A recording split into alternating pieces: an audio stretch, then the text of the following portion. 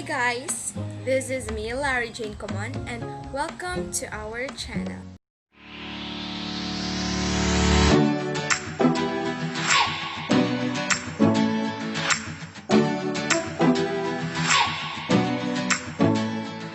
So, as you can see on the content below, we are going to show you what to do before, during, and after earthquake.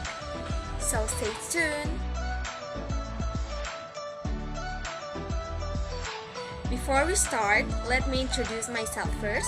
My name is Larry Jane B. Common, and my companion in this video is my classmate. Hi guys! What's up? I'm Merjin Tim and we are going to show you what to do before, during, and after earthquake. Earthquake is a very dangerous happenings in our world. Kailangan lang nating maging handa, maging responsable sa ating mga gagawin. Dahil hindi natin alam ang mga mangyayari sa tuwing may lindol. Maraming mga tao ang namatay dahil sa lindol.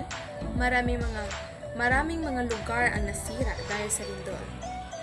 Kaya we have to be very careful on what we do.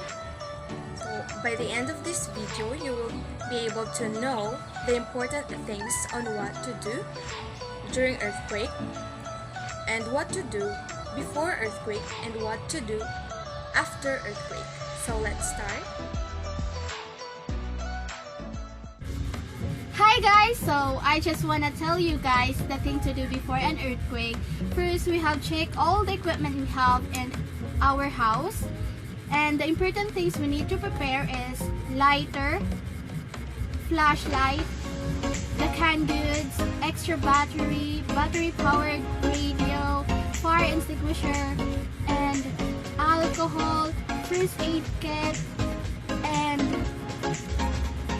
grocery, and etc.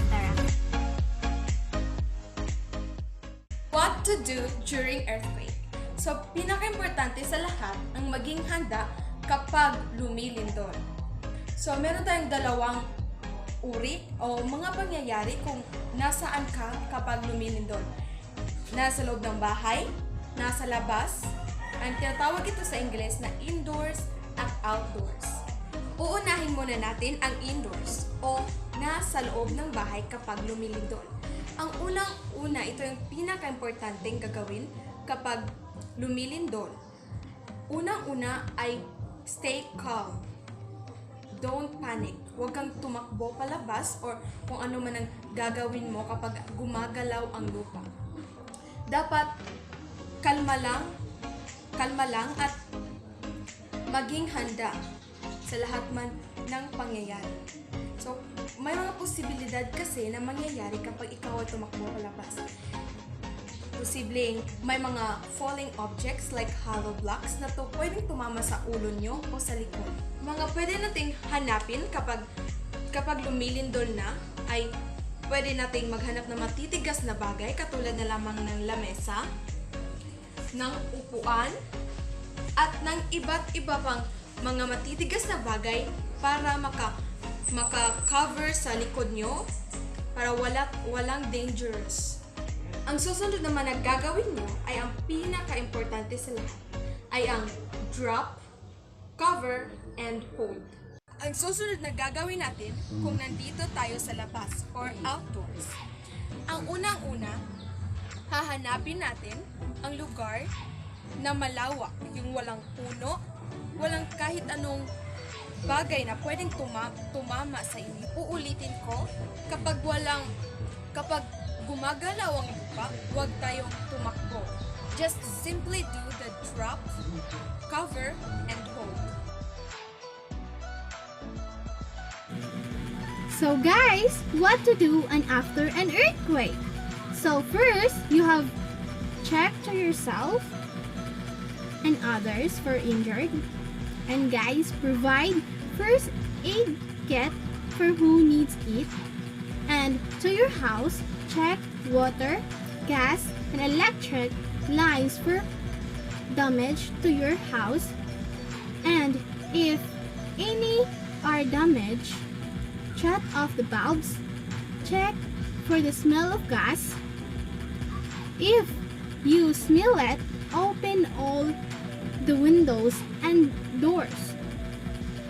So guys, and again, leave immediately and report it to the authorized. So guys, turn on the radio. Don't use the phone unless it's an emergency. So, stay out of the damaged buildings, guys, and yung malalaking building, wag kang dyan. At be careful around broken glass and debris. Wear boots or sturdy shoes to keep from cutting your feet. So, that's all for your safety.